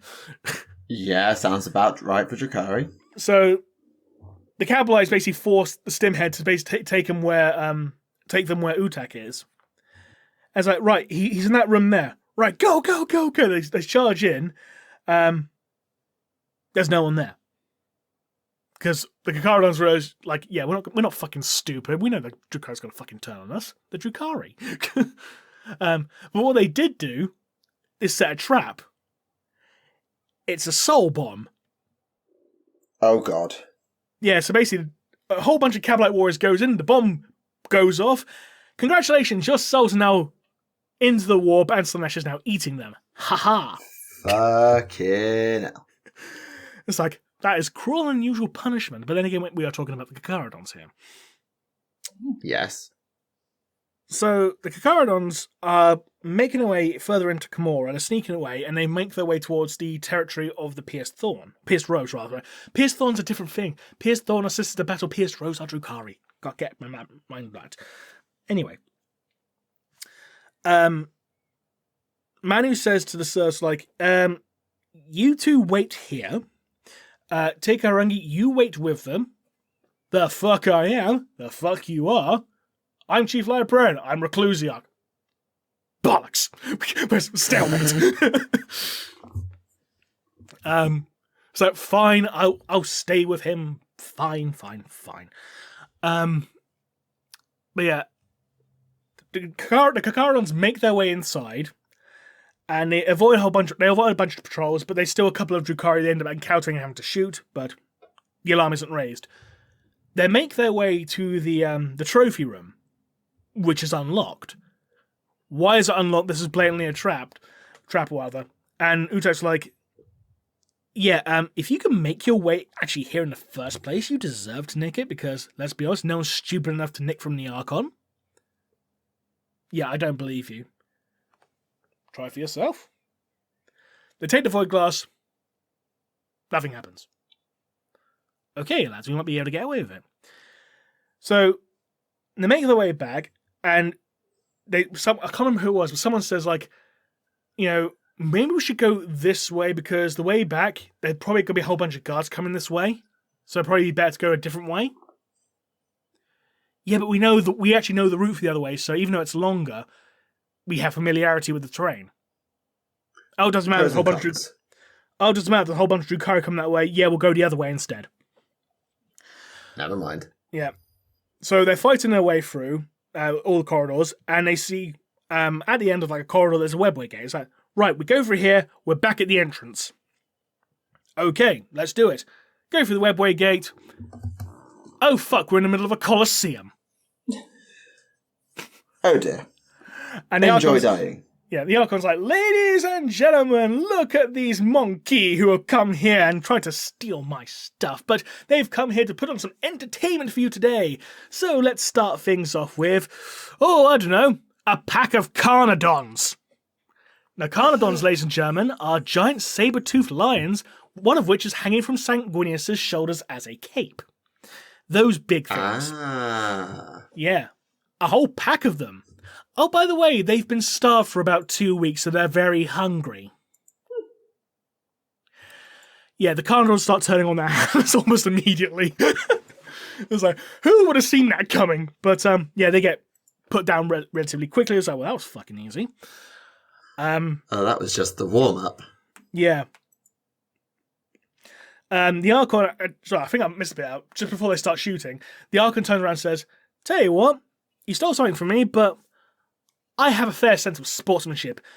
Put that trophy on this little plinth here, and if you survive these waves of enemies you must fight, I'll let you take that and leave. Ha! Yes, of course. And if we don't, then we'll just kill you right now. All right, we'll bite. If you've got to kill us anyway, might as well try and see if you keep your word, but fine. So first wave is the Carnarvons. Second wave, right, it's the local witch cult. And like they reveal like the witch cult and everyone's like, yay, the witches. And like one of them's literally just reclining on a sofa, like yawn. More Monkey today, is it? Yeah. Oh, how droll. All And, right, fine, let's get this over with. Yeah, and literally they're doing that dancing and pirouette thing. It's like trying to do like, their intimidation tactics. And the Carnarvons like, yeah, fuck those, and just start shooting them. So we're not even going to give you a chance to get in close. A whole bunch of them just get killed straight away. A few of the Carnarvons do end up dying at this point. Like one of them gets his head sliced off with like a razor flail. Oh yeah, there's no way that an entire witch cult will not knock off a few heads. No, but overall, the witches do go down, though the Carnarvons have taken some casualties now. At this point, the Carnarvons are starting to run low on ammo.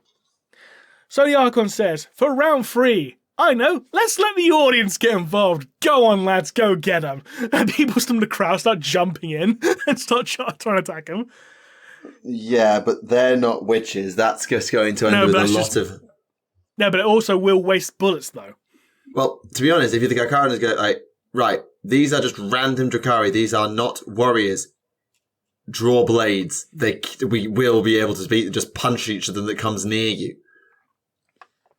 They do end up resorting to that, though a couple more do end up being pulled down, like literally just dragged down through sheer weight of numbers and being stabbed for like the joints in their armor and stuff like that with poison blades. So with that many in the soft bits, like in the neck and and stuff like that, some do go down.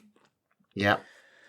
But as the pile of bodies mounts up, the Archon goes, like, ladies and gentlemen, now for our special guest, Lilith Hesperax. What? Yep, Lilith Hesperax shows up. Oh, you're fucked now, boys. Yeah, and while this is all going on, the Stimhead from earlier was the only person who survived the soul bomb. Of course. And he ends up encountering Tikarangi, and basically tells them like, "Oh yeah, they're all in the Colosseum. Yeah, I'll take you there. I'll take you there." So Tikarangi and the serfs go with him into the Colosseum. The Stimhead's ends up being knocked into a huge pile of bodies where he's crawling over them, I don't want to get stabbed, don't want to get stabbed, don't want to get stabbed. He looks up, sees Lilith Hesperax just standing over him, and no joke, he literally says, "Great view." And she just looks at him in disgust ew. And just walks you fucking really? Yeah. I feel like she wouldn't be offended as a succubus, but it's the fact he's a druggie that grosses out ew, a Stimhead. It's okay. It's a crackhead. So I don't want it anywhere near me. It's not even worth sullying my blade over. But yeah, more Carons than being killed by Lilith Hesperax, as you would. Yeah, she'll kill the lot of them. Yeah. Tikarangi shows that he starts using his psychic powers, I'm a fucking psychic, bitch. Blam, blam, blam. One of his powers, he literally conjures a shark made of fire to come out from the ground, bite someone in half, which is awesome, I have to say. Psychic sharks, ladies and gentlemen. It's novel. Yeah. And as this is all happening, Jonah's he ends up getting the glass and saying door. He's pointing at the void glass saying door, it's a door. It's a door into the void. That's our way out. Yeah. No, not quite. The Archon basically descends from his little hover plinth thing, his little hover stand, and he ends up touching the void glass at the same time, and he gets dragged into it and dies. Oh. Like, I do want to point out, because I did forget to mention earlier, the Archon, he'd been searching for a way to achieve true death because he's bored of life. He's lived for millennia, and every time he does die, the homunculi just bring him back, and he's just tired of it all. He wants null. He wants the void of existence, and he finds it. So he gets his happy ending. That's a very loose term there, Remleiz. It's his happy end because he wanted it. It's his happy ending. I get that, but it's like he's still going to die in the void. Yes, which is what he wanted. Fair enough. So it's his happy ending. But yeah, by this point, the Kakarons, the few surviving Kakarons end up escaping. Lilith has basically just gotten bored from the slaughter at this point. It's like, fuck this, I'm going somewhere else. I'm bored. She just fucks off. Because let's be honest, you can't have them kill off Lilith Hesperex. You can't. You got to give the Xenos special characters a win sometimes. But it felt like it kind of just sounds like fan service putting her in there. It does feel like that, but I'll be honest, like, when I was reading that, I went to Lilith Hesperex, I was like, huh. Because I'm pretty sure she was affiliated with the Cabal of the Black Heart more than anything else. Yeah, the Cult of Strife and the Black Heart are very much entangled. Yeah. But I suppose, as much as they're entangled, that doesn't mean that she's Vect's beck and call. No. Like, she can go do what she wishes. Like, there's an entire army of Monkai coming in. They'll probably butcher our cult. Fancy showing them all up? It was pretty much that. That was pretty much the reason. So, like, hey, guess what? I'm going to have a bunch of, like, Space Marines turning up. You want to fight them? Yeah, all right. Kind of thing. It's like, might prove interesting, for 5 minutes. Okay. And she does kill a couple of them, so good on her. Yeah, Kakarans end up escaping. They've got the void glass. And they return to the chapters like, we have the void glass. It seems quite dangerous though, so do you want to keep it? Or she just tries like, nah, we'll keep it.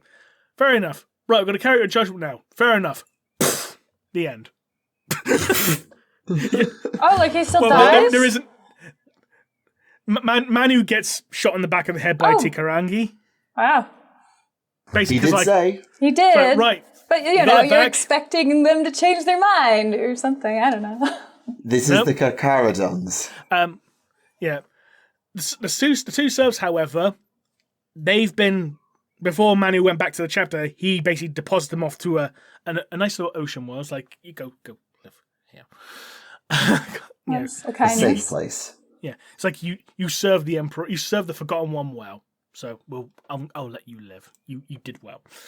And like the ending after like Manu's shot, the epilogue is like a young man's basically washed up on the beach, and you got like Iana and Jonah basically looking at him, go hello. Endor. Symbolism. The end. So recommend? I'll be honest, it's a fun book. It does get silly in places, but it's a fun book, which is something I wouldn't necessarily expect with the Kakaradons, I'll be honest, but it is a fun book. And there was, again, unexpected for Kakaradons, a surprising amount of humor in it. Like, it wasn't over the top, it was like just the right amount of seriousness, action, and humor. All right. So I would recommend it. I mean, it's nowhere near as bleak or serious as Robbie Niven's Kakaradon stories, but it still does show like this, I was going to say the edginess of the Kakaradons, probably not the right word. Sort of like the brutality of it, yeah. Yeah, that works, yeah. And also the fact, like, we got a Drukari crackhead in the story as a supporting character who's just, like, perving over Lilith Hesperex, where she's just like, ew. Yeah. It's like, that's just... The fact he actually said, wow, what a view. It's like, for fuck's sake. Well, I mean, like, it's not a stimhead for making good decisions. Yeah, I mean, That'd be something I expect a human character to say, not a Drukhari, like not a space elf. You don't expect like a space elf to say that kind of, talk that kind of way. It seems very human, but yeah, overall, not a bad book. A little silly in places, but that doesn't necessarily mean bad. Fair enough. Looks like the audiobook is only about 8.5 hours, so it's relatively short compared to a lot of the novels yet. I mean, I was reading the physical copies, so you can probably get it done like a couple of days if need be. Yeah. All right, Silent Hunters, everyone. Everything you need to know, but read it anyway. Yes. Have you been reading anything? I actually just finally finished the first, and I've been doing the audiobooks just for time, but I finished the first God's Ghost novel, First and Only, and that was really good. Good choice. Yeah, so That's a good choice. And so I looked on Audible, and it's like, oh, there's 13 of these. Okay, I know what I'll be doing for a while. So I just downloaded Ghostmaker. They had that in the school library when I was at school. It was, I think, maybe like second 40k novel I ever read. It's a bloody good book. Yeah, no, it's well told. I mean, it makes sense. Like following the Imperial Guard, it's probably a little bit more relatable than what a Space Marine is, because it's so hard to really imagine what a Space Marine goes through. It's why you need other characters to bounce them off of. But you're following Gaunt, and it's really cool. It's really cool. I love the most common description of how would you describe Gaunt's ghosts? It's sharp in space. It's sharp in space? Yeah, Sharp is a series of like Napoleonic War novels. Oh. And it was also a TV series starring Sean Bean. Oh, I missed that. Rem, you're just old. It is sharp in space. Yeah, but no one knows what that is. Yes, they do. If you know Sean Bean, you know Sharp, because that's about the thing he was most famous for. I thought that was for being Boromir, but here we go. Yeah, I was like, that's really how I know him. And also from the Silent Hill movie, and also from, I guess, Game of Thrones. Oh, in Silent Hill, wasn't like, the entire point of his character wasn't like he's just doing something completely fucking irrelevant to the story or something. But he was very much just like a side character, we just need a big name in the movie kind of feel from it. But he brought a decent character. Like, you can tie it in. It's just Silent Hill as a lore is, can be a little bit hard to explain in a single movie. But honestly, that movie did a decent job as far as a video game adaptation. Sharp in space. I'll have to check that out, because I am a fan. I like Sean Bean. I'm also very upset, speaking of Silent Hill, I'm still upset we're never going to get PT, like the full game. I'm still annoyed that they delisted PT from the PlayStation Store as well. Bastards. Yeah. Well, what was that weird game that came out instead? That was like kind of a PT game that you're talking about. Layers of Fear, wasn't it? I didn't think it was that. I've watched it get played and I still freaking forgot it. But yeah, it's a weird other game. But I know with Layers of Fear, like... Yeah. Maybe I know with Layers of Fear, there's like this bit like if you move too fast down this one corridor, move past a trigger point to like a script event. Like there's meant to be a scene where like the ghost of a little girl runs out from a corridor and runs through the wall or whatever, like disappears into the wall. But if you move too far forward and trigger the event before you meant to, the ghost literally just runs into a wall and just goes slam head first and falls over. Oh jeez. It's just so funny. It's like, I'm pretty sure that's not meant to happen. But somebody programmed it to do that. Yeah. Oh, interesting. Because it was meant to fade out before the physics took effect. But if you move too fast, it doesn't despawn quick enough, so the physics react, so it just ragdolls. Oh my gosh. Well, there's been like, I don't know, 4 or 5 new Silent Hills announced. We'll see. The Function one, FX or whatever, looks interesting. Most of them are probably like pachinko machines. It's been I'm used to seeing all the things I grew up loving being kind of sadly abused in later life, like the Alien series or Predator or, many. Silent Hill's just one of them. Fair enough. Also, Tack, you know when you said, but you're old when talking about Sharp, yeah, Sharp has been going up until 2008. That's not that old. I was 12. 1993 to 2008, that's a good run. It's a good run, don't get me wrong, but when you consider that most of our audience demographic are, 18 to 35, like when that show started, people of that age were like 7. I know that might be the wrong demographic. I don't know how YouTube does demographics anymore, but you know what I mean. Fair enough. Oh my god. I just found the Reddit novel about John's ghost being sharp in space, by the way. Yeah. So basically, if you like Gaunt's Ghost, you'll like the TV series Sharp. Because they're basically the same. So one's set in Napoleonic era and one's set in space. I probably will. It's not a bad comparison, because Sharp is actually good. So if you want a good historical war series, go check it out. Fair enough. I just want to pick up on a point you made about, well, it was about 10 minutes ago, it feels like, Miranda, about like guard novels being the most relatable, and it's hard to write Space Marines in ways that are relatable. It's just because the first novel I read before I got Gaunt's Ghosts off the library shelf or anything like that, the first one I read was Hell's Reach. And yes, bastard. One of best novels ever, aware, ADB brilliant, aware, but even though it was Chaplain Grimaldus, one of the least human Space Marines around at the time, at least, because ultra pious chaplain, completely detached, all of those things. Even then, I found what they do with Space Marines that makes them really good is they don't try and portray them as human.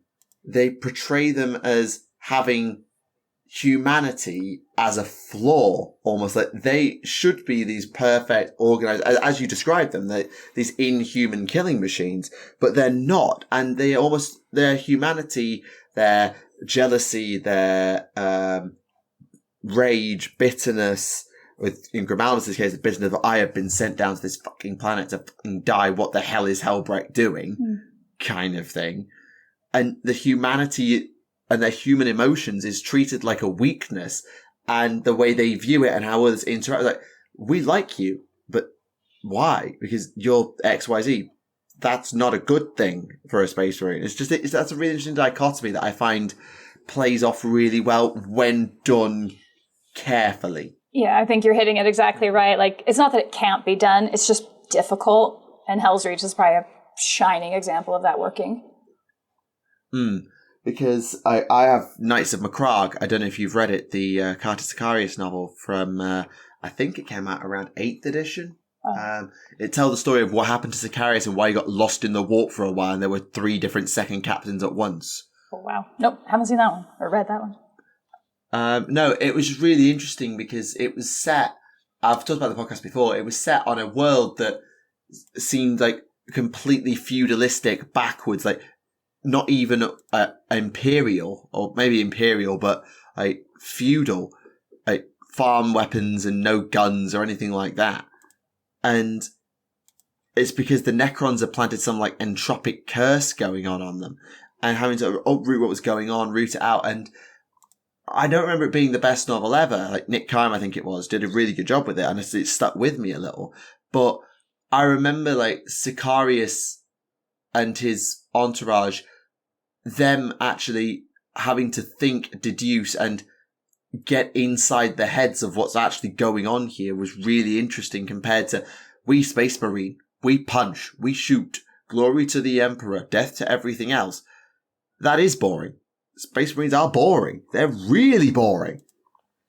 Chaos Space Marines. Okay, fine, yes. Loyalist Space Marines who have not been through shit or do not act like they've been through shit are boring. Yeah. It's definitely a risk. It's funny when the fact... Go ahead. Sorry, no, you go first.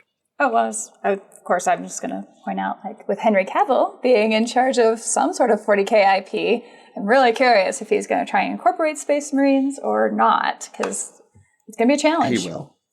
It seems like it. I'm just curious how that'll work.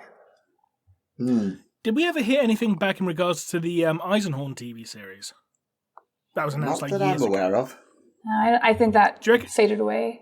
Do you reckon that Cavill's thing's involved to do with that in some way? I think that's just fan speculation and hope. But, I mean, Cavill in interviews... Yeah, definitely in something hope, was not announced, and expectation. now Cavill's involved in a 40k series or movie or whatever, so it could be? Could.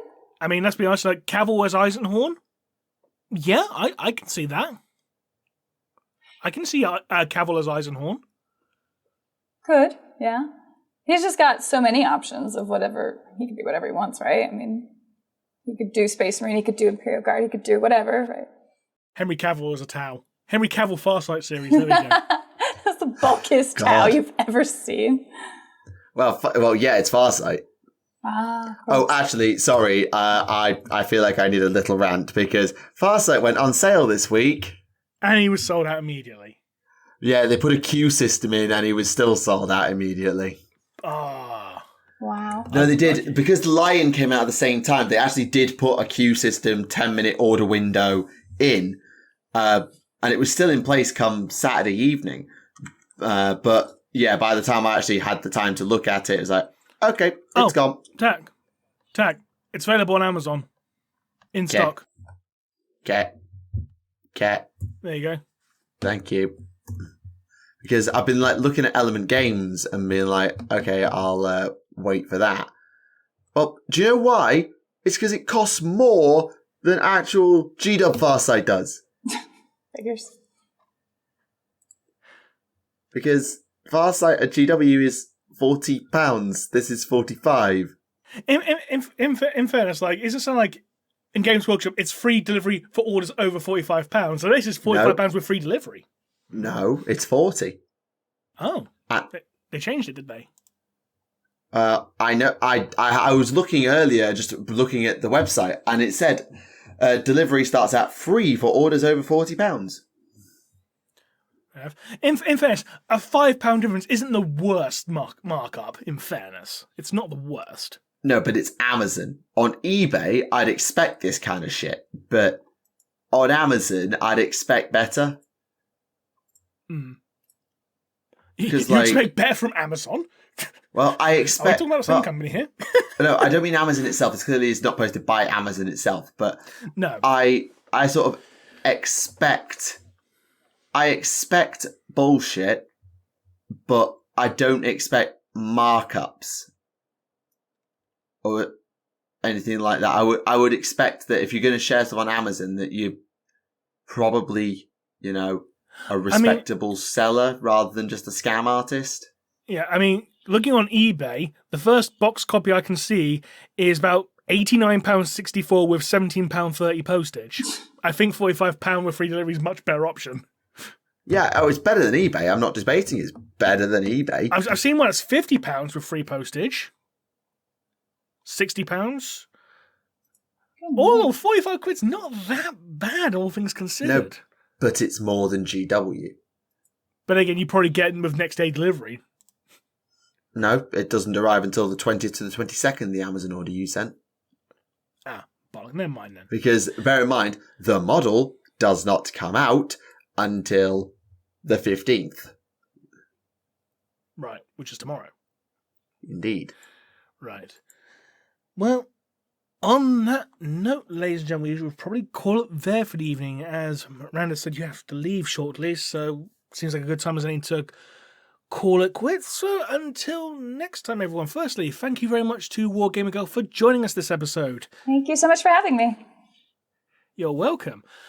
And until next time, everyone, this has been Remleiz from 40k Theories. This has been me from Tactica Imperialis. And guest star or guest person Miranda with WarGamerGirl. And we'll see you again next time. Bye-bye.